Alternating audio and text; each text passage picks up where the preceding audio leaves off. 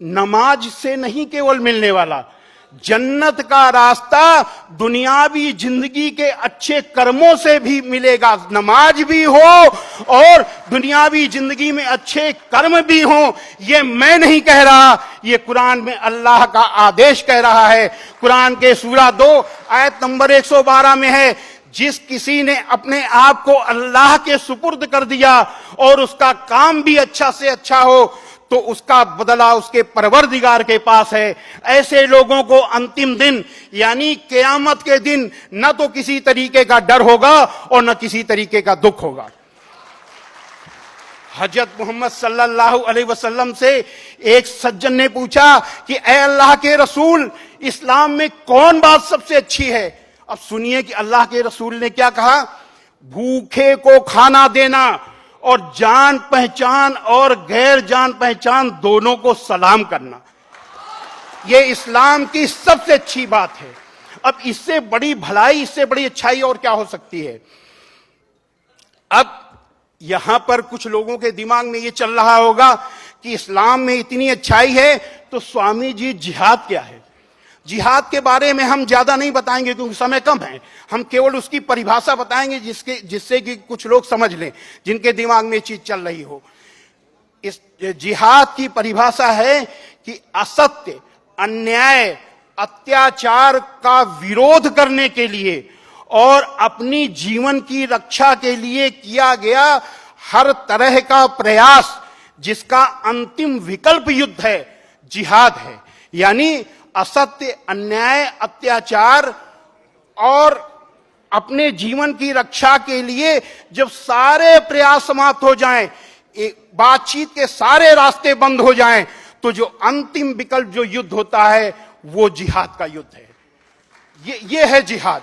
और इसी से आप समझ लीजिए कि इस्लाम लड़ाई का मजहब नहीं है, इस्लाम बदला लेने का मजहब नहीं है, इस्लाम दिल जीतने का मजहब है।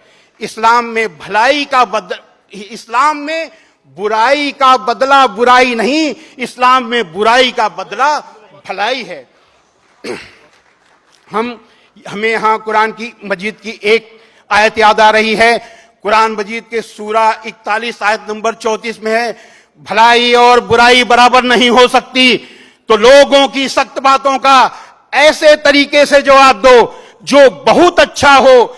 ऐसा करने से तुम देखोगे कि जिसमें और तुम में पहले दुश्मनी थी अब वो तुम्हारा गहरा दोस्त है।